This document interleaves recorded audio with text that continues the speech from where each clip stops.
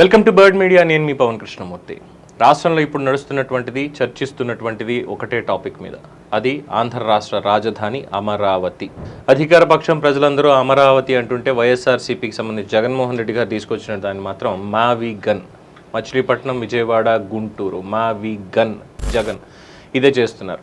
So Amaravati గురించి కొత్తగా చెప్పాల్సినటువంటి పని ఏం లేదు, అందరికీ తెలిసినటువంటిది. 2014 నుంచి 19 వరకు అమరావతి రాజధానిగా నేషనల్ గ్రీన్ ట్రైబ్యునల్ అక్కడ పనులు చేపట్టడానికి ఇచ్చినటువంటి పర్మిషన్స్ కానీ, కేంద్రం నుంచి రావాల్సినటువంటి నిధులకు సంబంధించి కానీ, అలాగే మిగతా కమిటీలు వీళ్ళందరూ ఇచ్చినటువంటి రిపోర్ట్స్, ప్రజాభిప్రాయం ఇవన్నీ కూడా పరిగణలోకి తీసుకుని స్టార్ట్ చేయడానికి ప్రకటన దగ్గర నుంచి 2019 మార్చ్ అయిపోయి ఎన్నికలు ఇక మొదలవుతాయి అన్నటువంటి పాయింట్ వరకు కూడా ఉన్నటువంటిది.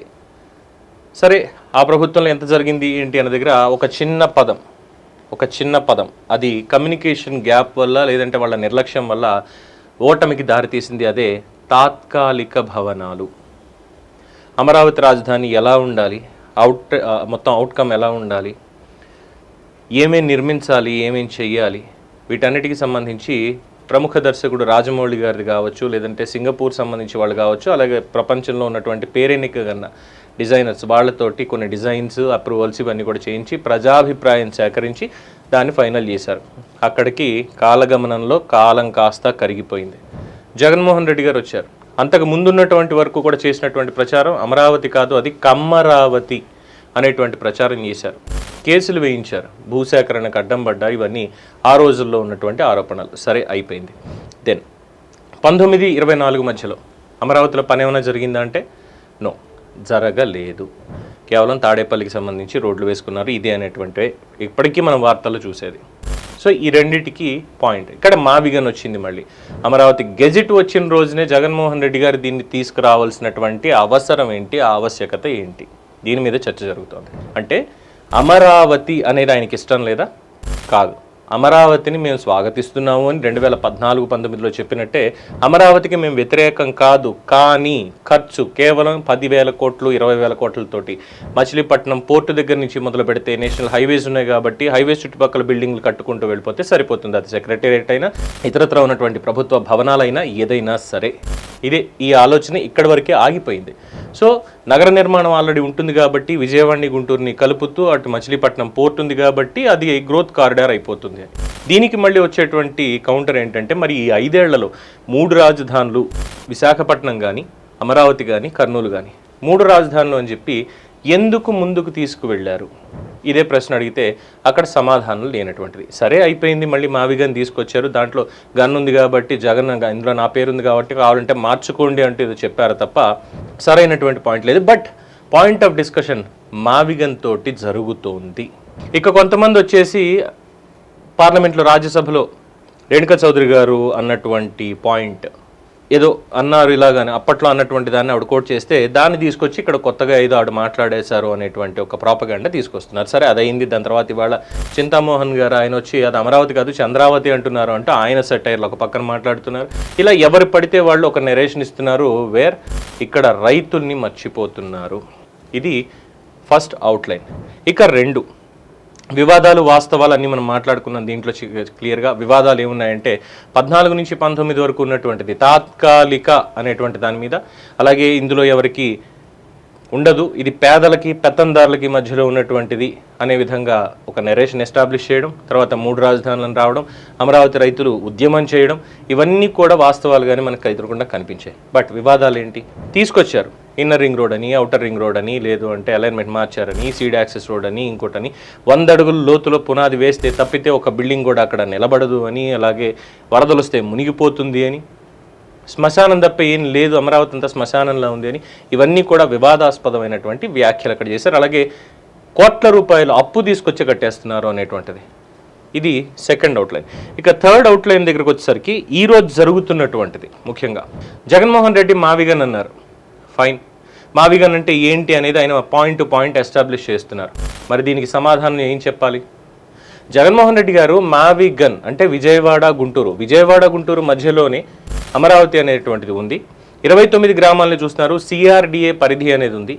అలాగే అమరావతి రీజియన్ అనేటువంటిది ఉంది, క్యాపిటల్ రీజియన్ అనేటువంటిది ఉంది, అది ఎక్స్పాన్షన్ అవుతూ ఉంటుంది భవిష్యత్తులో కూడా, దానికి మీరు ఇబ్బంది పడాల్సినటువంటి పని లేదు అనాల్సినటువంటి అధికార పక్షం ఇక్కడికి వచ్చేసరికి జగన్మోహన్ రెడ్డి ఒక ఆర్థిక ఉగ్రవాది, లేదంటే బాబాయ్ గొడ్డలి, ఈ కేసులు సిబిఐ కేసులు, ఇదే రకమైనటువంటి వ్యక్తిగత ఆరోపణలు చేస్తూ ఆయన మీద ఆల్రెడీ ఉన్నట్టువే వాస్తవమే అయితే వాటిని చూపిస్తూ ఇక్కడ మావిగన్ వర్సెస్ అమరావతి అని చెప్పడం ఎంత సిల్లీ అది.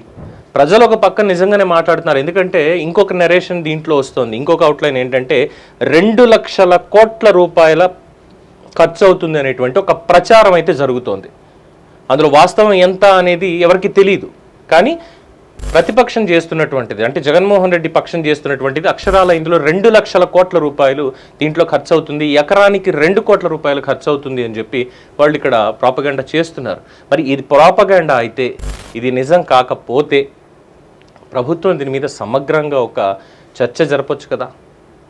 ఈ వ్యతిరేక వ్యక్తిగత ఆరోపణలు ఇవన్నీ పక్కన పెట్టి ఇదిగో దీనికి ఇంత అవుతుంది, ఐకానిక్ భవనాలు ఇక్కడ అవుతున్నాయి, జిఏడి మొత్తం గవర్నమెంట్కి సంబంధించినటువంటి ఆఫీసెస్ ఇందులోనే ఉంటాయి, హెచ్ఓడీలు అందరూ ఇందులోనే ఉంటారు, పరిపాలనా సౌలభ్యం అనేది ఇంకా పెరుగుతుంది, communication and command control centre ఇక్కడే ఉంటాయి, డీజీపీ ఆఫీస్ ఇక్కడే ఉంటుంది, శాంతి భద్రతలకు సంబంధించి ఇంటెలిజెన్స్కి సంబంధించి ఇలా ఉంటుంది.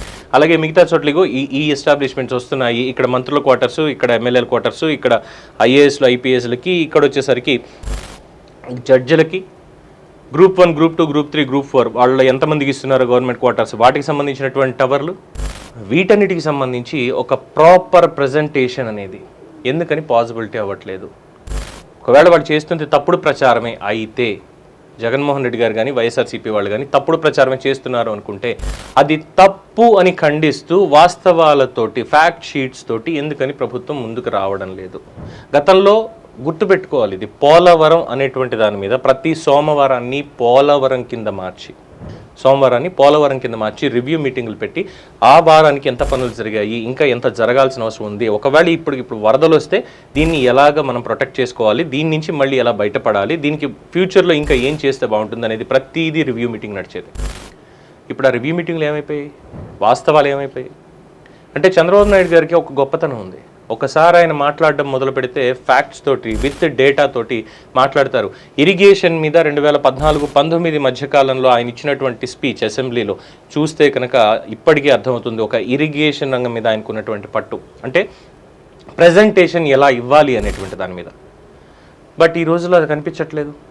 ఈ 2 లక్షల కోట్ల ప్రచారం ఏంటి, ముఖ్యంగా ఎస్ఎఫ్టీ వచ్చేసరికి 14,000-15,000 రూపాయలు ఖర్చు అవుతోంది, అది అంత అవసరం లేదు, వేరే చోట ఇగో ఇంత అవుతోంది, తెలంగాణ సెక్రటేరియట్కి ఇంత అయ్యింది, లేదంటే ఢిల్లీలో సెంట్రల్ విస్టాకి ఇంత అయ్యింది, ఇవన్నీ ఉన్నప్పుడు దాని మీద ఒక ప్రజెంటేషన్ ఎందుకు ఇవ్వట్లేదు, ఇక్కడ ఖర్చు అయ్యేది ఇంత కాదు, ఇగో ఇంతే, 2 లక్షల కోట్లని వీళ్ళు అంటున్నారు, అక్కడ జరుగుతున్నటువంటి పనులే ఇంత, దీంట్లో మనకి కేంద్రం నుంచి ఇంత వస్తుంది, రాష్ట్ర ప్రభుత్వం ఇంత పెట్టుకుంటుంది, ప్రపంచ బ్యాంకు, ఆసియా డెవలప్మెంట్ బ్యాంకు, ఇతరత్ర ఉన్నటువంటి సంస్థలు, సింగపూర్ కన్సార్షియం, వీళ్ళందరూ కూడా మళ్ళీ వస్తే ఇదిగో ఇంతవరకు ఇది అవుతుంది. సెల్ఫ్ సస్టైన్డ్ సిటీ అంటే ఏంటి, ఎప్పటికి రేట్లు పెరుగుతాయి, ఇప్పుడు ఉన్నటువంటి తప్పుడు లెక్కలకి వీళ్ళు ఇచ్చేటువంటి దీనికి స్టాటిస్టికల్గా ఎందుకని ప్రభుత్వం ముందుకొచ్చి చెప్పడం లేదు. 2 లక్షల కోట్లు అనేటువంటి నెరేషన్ ప్రజల్లోకి వెళుతున్నప్పుడు 20,000 కోట్లు ఉంటే చాలు మనకి మొత్తం రాజధాని నిర్మాణం చేసేయచ్చు అనేటువంటి ఒక ప్రచారం జరుగుతున్నప్పుడు, దానికి మావిగన్ అని పేరు పెడుతున్నప్పుడు ఎందుకని ప్రభుత్వం ముందుకొచ్చి ఇవన్నీ తప్పుడు ప్రచారం, దీనికి ఇదిగో ఇది ఫ్యాక్ట్ షీట్ అని చెప్పి ఎందుకని ఒక శ్వేతపత్రాన్ని రిలీజ్ చేయడం లేదు. ఇవన్నీ సామాన్యుల్లో ఉన్నటువంటి అనుమానాలు కూడా, కేవలం రాజకీయ పక్షంగా వాళ్ళు చేసుకుంటున్నది కాదు. ఎందుకంటే ఇటీవల కాలంలో చూసాం మీడియా హౌస్లకు సంబంధించి గతంలో అమరావతి కాంట్రాక్టర్ పనులు ఏం జరుగుతున్నాయి, ఎవరు చేస్తున్నారు, ఎంత పర్సంటేజ్ అయ్యాయి, ఎంత వర్త్ ఆఫ్ వర్క్స్ అక్కడ జరుగుతున్నాయి, ప్రోగ్రెస్ ఎలా ఉంది అన్నప్పుడు మేఘా కంపెనీ మీద, మేఘా ఇంజనీరింగ్ మీద కల్లూరి సురేష్ గారు చేసినటువంటి ఒక ఆరోపణ ఇక్కడ మనకి లైవ్ ఎగ్జాంపుల్.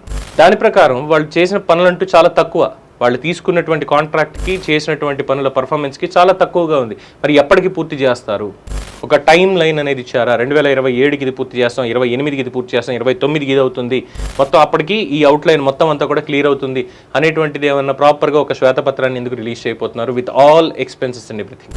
ఇవన్నీ అడిగినందుకు ఆ రోజు ఆయన మీద డెఫమేషన్ కేసు వేశారు 100 కోట్ల రూపాయలకి. దానికి ప్రభుత్వం ఇప్పటిదాకా ఎందుకని సమాధానం ఇవ్వలేకపోయింది అనేటువంటిది ఇంకొక అవుట్లైన్. పారదర్శకత, ప్రజలకు వాస్తవాలు, అదే అడిగేది. శ్వేతపత్రం ఏది, అధికార ప్రతినిధులు లేదంటే మంత్రులు వీళ్ళందరూ ఉన్నారు, ఎందుకని బయటకు వచ్చి ప్రాపర్గా ఎందుకు చెప్పలేకపోతున్నారు, దీనికి ప్రచారం అంటే వ్యక్తిగతంగా ఆరోపణలు చేయడమేనా? వీళ్ళంతే. ఎందుకంటే 3 రాజధానులు అనేటువంటి కాన్సెప్ట్ జగన్మోహన్ రెడ్డి తీసుకొచ్చాడు కాబట్టి which is a minus to him. And after that కరెక్ట్గా అమరావతి చట్టబద్ధత చట్టాన్ని సవరించి మరి శాశ్వత రాజధాని ఇదే అని చెప్పిన దగ్గర దాన్ని హైజాక్ చేసేలాగా మా విగన్ అని తీసుకొచ్చాడు కాబట్టి సరే ఆయన మనస్తత్వం ఇలాగే ఉంటుంది అనడంలో అర్థం ఉంది. కానీ ప్రజలకి పూర్తి స్థాయిలో చెప్పాల్సినటువంటి బాధ్యత కూడా ప్రభుత్వానికి ఉంది. దీనికి ఇంకొక ఎగ్జాంపుల్ 2 లక్షల కోట్ల నెరేషన్కి ఇంకొక ఎగ్జాంపుల్. పక్కనే కాళేశ్వరం ప్రాజెక్ట్ కట్టారు తెలంగాణలో, 1,00,000 కోట్లు అయింది. ఆ 1,00,000 కోట్లకి సంబంధించి ఈ రోజుకి ఇంకా విచారణలు జరుగుతున్నాయి. ఎప్పుడు అరెస్ట్ అవుతారో ఏంటో తెలియదు, మేడిగడ్డ బ్యారేజ్ ఏమైందో తెలియదు, దానికి సంబంధించి రిపేర్లా మళ్ళీ కొత్తగా కట్టడాలా ఏం చేస్తారో తెలియనటువంటిది. అలాగే అక్కడ ఉన్నటువంటి బాహుబలి మోటార్స్. ఈరోజు కాళేశ్వరం ప్రాజెక్టు తెలంగాణకి వరదాయిని అని అనుకుంటున్నారు చాలామంది, కానీ అది వాస్తవం కాదు అన్నటువంటిది కూడా వాళ్ళకి తెలుసు. ఎందుకో తెలుసా? అక్కడ రూపాయి ఉత్పత్తి చేయాలి అంటే 10 రూపాయలు ఖర్చు పెట్టాల్సి వస్తుంది. వాస్తవం. కరెంటు బిల్లులే కోట్ల రూపాయలు వస్తున్నాయి ఎత్తిపోతలు చేయడానికి. మరి అలాంటిది అమరావతి మీద ఇంకెంత జాగ్రత్తగా ఉండాలి. ఎందుకు అనంటే ఇందులో కాంట్రాక్టర్లు కూడా ఆల్మోస్ట్ వాళ్ళే ఉన్నారు కాబట్టి, కాంట్రాక్టర్లు సబ్ కాంట్రాక్టర్లు కూడా అవే సంస్థలు ఉన్నాయి కాబట్టి, అవే ఆరోపణలు వస్తున్నాయి కాబట్టి, కొన్ని చోట్ల కొన్ని లోపాలు కూడా కనిపిస్తున్నాయి కాబట్టి దానికి సంబంధించి మరి పారదర్శకత, ప్రజలకి వాస్తవాలు తెలియజేయాల్సినటువంటి బాధ్యత ప్రభుత్వం మీదే ఉంది కదా. అలాగే రైతుల పాయింట్ ఆఫ్ వ్యూలో 34,000 ఎకరాలు సేకరించారు, మిగతా 16,000 ప్రభుత్వ భూమి, అంటే 50,000 ఎకరాలు ఉంది. సరే 5 ఏళ్ల పాటు దాన్ని నాశనం చేసేశారు అన్నారు. అధికారంలోకి వచ్చిన తర్వాత 2వ దఫా ల్యాండ్ పూలింగ్కి వెళ్తా ఉన్నారు. సంతోషం. ఎందుకు అనంటే ఇక్కడ ఆల్రెడీ పనులు స్టార్ట్ అవుతున్నాయి, పనులు జరుగుతున్నాయి. ఒకవేళ ఈ పనుల పురోభివృద్ధితోటి రేట్లు పెరిగితే మళ్ళీ రేపు పొద్దున్న రైతులు ఇప్పుడున్నటువంటి రేట్లకి ఇవ్వరేమో, ఇంకా భారం పడుతుందేమో అనేటువంటి ఒక అనుమానం ప్రభుత్వానికి కలగడం సహజం. అందుకే ముందుగానే ఇంకొక 50,000 ఎకరాల కంటే ఓవరాల్గా 1,00,000 ఎకరాలు సేకరించి పెట్టుకోవాలి. ఉన్న 50తో పాటుగా ఇంకొక 50,000 సేకరించి పెట్టుకోవాలి అన్నది ఆలోచన మంచిదైనప్పటికీ ఆచరణ దగ్గరకు వచ్చేసరికి ఇది ఎంతవరకు ఫీజిబుల్ అవుతుంది అంటే వాళ్ళకి కౌలు ఏదో పడేస్తున్నాం, వాళ్ళకి రిటర్న్ ఫ్లాట్స్ కమర్షియల్ది కానీ రెసిడెన్షియల్ది కానీ ఎక్కడ ఇస్తున్నాం ఏంటి అనేది ఎక్కడా లేదు. 12 ఏళ్ళు అయిపోయింది. మరి ఎక్కడ వాళ్ళకి మ్యాపింగ్ ఇచ్చారు ఎక్కడన్నా? ఫలానా సమెక్స్ రైతు ఇన్ని ఎకరాలు ఇచ్చారు, వీళ్ళకి ఇక్కడ returnable plot, commercial, developed, residential. ఇక్కడ రెసిడెన్షియల్ వాళ్ళకి చూపిస్తే వాళ్ళు అక్కడ ఇల్లన్నా కట్టుకుంటారు ముందు, కమర్షియల్ చూపిస్తే వాళ్ళు అమ్ముకోవడమో లేదంటే దాన్ని ఇంకా డెవలప్ చేసుకోవడం ఏదో చేసుకుంటారు. అట్లీస్ట్ వాళ్ళకి అదన్నా ఇచ్చారా? లేదు, కౌలు ఇస్తున్నాం ఇంత. అది సరిపోతుందా వాళ్ళకి? ఎందుకంటే ఇప్పటికీ కాస్త మౌనంగా ఉన్నారు. ఎందుకు అంటే ఒక నమ్మకంతో, ఒక భరోసాతో ఉన్నారు. ఆ భరోసా బద్దలగొట్టేటువంటి ప్రచారం అయితే ఇప్పుడు ఖచ్చితంగా జరుగుతుంది. అదే ఈ 2 లక్షల కోట్ల ఖర్చు పర్ ఎస్ఎఫ్టీకి 15,000 అవుతుంది అని, మా వీగన్ అని. రేపు పొద్దున్న మళ్ళీ ఎవరన్నా అధికారంలోకి వస్తే చట్టాన్ని కూడా మార్చేసి మేము చేసుకోలేమా అనేటువంటి ఇంకొక బెదిరింపు. దీంతో వాళ్లలో కూడా చాలా ఇబ్బందులు ఉన్నాయి. రైతులు కూడా చాలా భయంలో ఉన్నారు. అందుకే మౌనంగా ఉన్నారు. ఆ మౌనాన్ని అలసిగా తీసుకోకూడదు. బికాజ్ ఇక్కడ ఒక పర్సనల్ ఎక్స్పీరియన్స్ కూడా చెప్పాలి. Narasapuram Kotipalli railway line central government వేసింది. 2003, 2004 సంవత్సరాలకి గాను, ఇంకా మాట్లాడితే దానికంటే ముందే అప్పట్లోనే సెంట్రల్ గవర్నమెంట్ శాంక్షన్ చేయడము, రైతుల దగ్గర నుంచి భూములు తీసుకోవడం, వాళ్ళకి అప్పుడే పార్షియల్ పేమెంట్స్ చేసేయడం, ఇదంతా అయిపోయింది. ఈరోజు దాకా అక్కడ రైలు కోత వినిపించిందా? వినిపించలా. రైతులు సరే ఆ కొబ్బరి చెట్లకు సంబంధించి ఆ ఫలసాయం ఏదో మీరు వాడుకోండి అయ్యా, మీకు అప్పుడు డబ్బులు ఇచ్చేసాం కదా, అప్పటి వరకు దీన్ని తీసుకోండి అన్నారు తప్ప ఇంకొకటి ఏమీ లేదు. అలాగే ఇంకొంతమంది రైతులు ఆ రోజు ముందు డబ్బులు తీసేసుకున్నటువంటి వాళ్ళు, మేము ఇవ్వము అని కూర్చున్నటువంటి వాళ్ళు, సరే ఇది ఇంకా టైం పడుతుంది, రైల్వే ప్రాజెక్ట్ కదా చాలా టైం పడుతుంది ఇది అన్న దగ్గర ఈరోజు ఆ రోజుల్లో 96, 97, 98 దశక ఆ మూమెంట్లో చూసుకున్నప్పుడు అక్కడ ఎకరం ₹1,00,000 ఈజీగా వచ్చేసేది. 1,00,000 కూడా చాలా ఎక్కువ. ఇంకా మాట్లాడితే ఇంకా తక్కువకే వచ్చి ఉండేది. లేదు మేబీ ఒక 2 లక్షలు వేసుకుంది, ఎందుకంటే పచ్చటి కోనసీమ కొబ్బరి తోటలు కాబట్టి. ఈరోజు ఎకరం దగ్గరగా 50 లక్షల నుంచి ₹1,00,00,000 మధ్య నడుస్తుంది. ఇప్పుడు రైతులు అడుగుతున్నారు, మాకు ₹1,00,00,000 ఇస్తేనే మేము ప్రాజెక్టును ముందు కదలనిస్తామని. ఇది ఒకటైతే రైల్వే బ్రిడ్జి అక్కడ ముక్తేశ్వరం దగ్గర కోటిపల్లికి వెళ్ళే దగ్గర ఆ బ్రిడ్జి నిర్మాణం ఇంకా వేగవంతం అవ్వలేదు. ఇది 1998 నాటి సంగతి. 2026లో ఉన్నాం. అప్పుడున్నటువంటి రైతులు, ముసలి రైతులు వాళ్ళందరూ చచ్చిపోయారు. వాళ్ళ వారసులు ఇప్పుడు ఆ డాక్యుమెంట్లు పట్టుకుని తిరగాల్సి వస్తుంది. అమరావతి కూడా రైతులే. It may not be a railway project, but it's a state government project for capital city.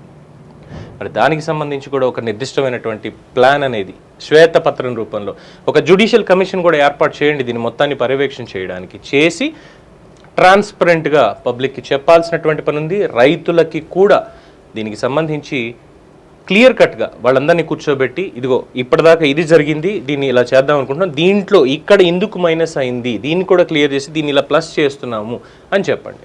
అలాగే ఇంకొంతమంది నిన్న ఏదో చెప్తున్నారు, 3 కోట్ల రూపాయలకి ఎకరం కొన్నారు చంద్రబాబు, మొత్తం 18 కోట్లు ఎంతో అయ్యింది అంటే ఎకరం 3 కోట్లేనా, దీంతో మీరు ఏకం కట్టేస్తారా? ఈ లెక్కన ప్రభుత్వం దగ్గర మిగిలేటువంటి ఆ 5,000 ఎకరాల్లో 3,500 ఎకరాలు అమ్మినా కూడా వచ్చేది 13,000 కోట్లే. అంటే 13,000 కోట్లతోటి కట్టేస్తారు మొత్తం అంతా, 2 లక్షల కోట్లు అంటే అప్పులేనా ఇవన్నీ, ఎవరిని తాకట్టు పెట్టిస్తున్నారని చెప్తున్నారు. దానికి ఎస్, ఇది పబ్లిక్కే చెప్తున్నారు సమాధానం, ప్రభుత్వం చెప్పాల్సినటువంటి సమాధానం పబ్లిక్ చెప్తున్నారు. హైదరాబాద్ని తీసుకోండి, ఇదే 2000 సంవత్సరంలో హైటెక్ సిటీ రావడంతో దాని తర్వాత అక్కడ భూములకి ధరలు ఏ విధంగా వచ్చాయి, కోకాపేట అనేటువంటిది ఎలా డెవలప్ అయింది, ఈరోజు ఎకరం 175 కోట్ల నుంచి 200 కోట్లకి ఏ విధంగా వెళ్ళింది అంటే టైం లైన్ 2000 సంవత్సరం, ఇది 2026, దాదాపు 20 ఏళ్ల క్రిందట అక్కడ అభివృద్ధి మొదలైతే కంటిన్యూషన్ చేసుకుంటూ వెళితే ఈరోజు 200 కోట్ల దాకా ఉంది ఎకరం. ఈ లెక్కన అమరావతి 2015లో అనుకుందాం, 16 అనుకుందాం, 16లో స్టార్ట్ అయింది, ఇది 2026 అంటే 10 ఏళ్ళు. ఈ 10 ఏళ్లలో అసలు డెవలప్మెంటే జరగకపోతే, ఏ డెవలప్మెంటు లేకపోతే అక్కడ ఎకరా ఎంతకు అమ్ముడుపోవాలో ఒకవేళ ప్రభుత్వం అమ్మాలన్నా ఇదంతా డెవలప్ అవడానికి ఇంకెంత టైం పట్టాలి? 3 కోట్లు పర్ ఎకరం, ఏదో 5 కోట్లు అని అనుకుందాం గరిష్టంగా. ఎప్పటికీ ఈ ఫలాలన్నీ ఎవరికి అందుతాయి, ఎవరు కొనుక్కుంటారు? It's not only for real estate, right? State గ్రోత్కి సంబంధించింది, ప్రజల భవిష్యత్తుకి సంబంధించింది. అందుకే ఇందులో ఒక పొరపాటు మాట కూడా రావడానికి, ప్రజల్లోకి వెళ్ళడానికి వీలు లేదు. సో అలా వీలు లేదు అన్నప్పుడు, అలా కుదరదు అన్నప్పుడు ఖచ్చితంగా ప్రభుత్వమే దీని మీద ఇనిషియేషన్ తీసుకొని ఒక కమిషన్ ఫామ్ చేసి ప్రాపర్గా each and every detail clear కట్గా మెన్షన్ చేసి శ్వేతపత్రాన్ని రిలీజ్ చేయాలి. ఒక కమిషన్ని 24/7 దీని మీదే వర్క్ అయ్యేలాగా ఒక కమిషన్ ఎస్టాబ్లిష్ చేయాలి. ఇందులో ఏ ఒక్క మంత్రి కానీ ఎమ్మెల్యే కానీ ఉండడానికి వీల్లేదు. Let's take IIT professors, retired judges, ఇలాంటి వాళ్ళని తీసుకుని ఒక 5గురితోటో లేదా 10 మందితోటో ఒక కమిటీని ఫామ్ చేసి వాళ్ళ పర్యవేక్షణ అనేది దీని మీద ఉండాలి. ప్రజలకి ఖచ్చితంగా దీనికి సంబంధించినటువంటి డీటెయిల్స్ అన్ని ఎప్పటికప్పుడు ఈ తప్పుడు ప్రచారాలు ఖండించేటువంటి లాగా, ఒకవేళ వాళ్ళ తప్పే అయితే చెప్పాల్సినటువంటి బాధ్యత వాళ్ళకు ఉంటుంది అనే విధంగా ఒక కమిషన్ ఫామ్ చేయాలి. ఇవన్నీ కూడా కేవలం సామాన్యుడికి ఈ ఇటీవల కాలంలో వస్తున్న అనుమానాలు, బికాస్ మా వీగన్ ఎఫెక్ట్. అవునన్నా కాదన్నా దీన్ని ఒప్పుకొని తీరాల్సిందే. దానికి ఆయన పిచ్చోడు అనొచ్చు, తుగ్లక్ అనొచ్చు, కామెడీ పీస్ అనొచ్చు, ఏదన్నా అనొచ్చు, అది ఆయన ఆలోచనను బట్టి ఆయనకు వచ్చేటువంటి ట్యాగ్స్. కానీ ప్రజల దగ్గరకు వచ్చేసరికి ఈయనేమో అమరావతి అంటాడు, ఆయనేమో 3 రాజధానులు అంటాడు, మళ్ళీ వీళ్ళు వచ్చి అమరావతి అంటారు, మళ్ళీ ఆయన మావిగన్ అంటాడు, రేపొద్దున నేను వచ్చి ఇంకోటేదో అంట. ఈ కన్ఫ్యూజన్ ప్రజల్లో ఉండకూడదు, పెట్టుబడిదారుల్లో అస్సలు ఉండకూడదు. ఇప్పుడు జగన్మోహన్ రెడ్డి మావిగన్ అనగానే పెట్టుబడిదారులు ఆలోచిస్తారు, అమరావతిలో అక్కడ అంత జరుగుతుంటే మనం అక్కడ పెట్టాలా, లేదంటే ఇక్కడ తీసుకొచ్చి పెట్టాలా, ఏముందని ఇక్కడ అసలు వీళ్ళిద్దరి మధ్యలో ఇలా కొట్టుకు చేస్తూ ఉంటే నేను పెట్టుబడి ఎక్కడ పెట్టాలని పక్క రాష్ట్రాలకు వెళ్ళిపోయేటువంటి ప్రమాదం కూడా ఉంది. వేరేస్ వైజాగ్ని ఎవరు టచ్ చేయట్లేదు, బికాస్ వైజాగ్కి ఆల్రెడీ ఎంత చేయాలో అంత చేస్తూ వస్తున్నారు. But what about Amaravati?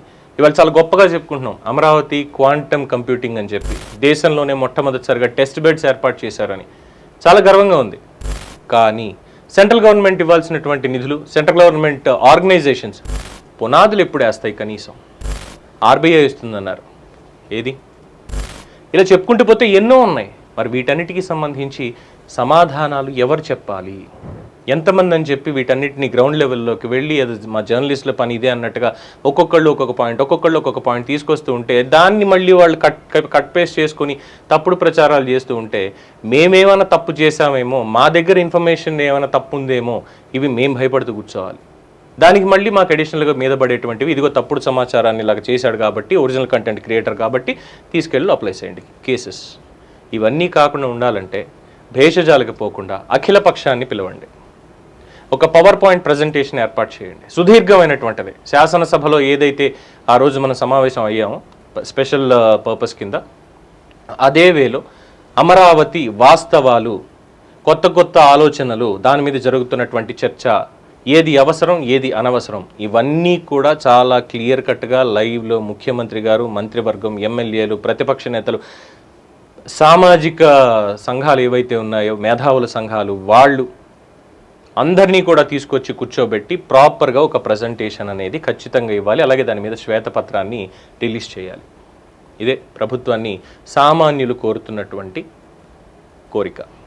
తీరుస్తారంటారా? Let's wait and see. దీని మీద మీ అభిప్రాయం తెలియచేయండి. చూస్తూనే ఉండండి ది బర్డ్ మీడియా.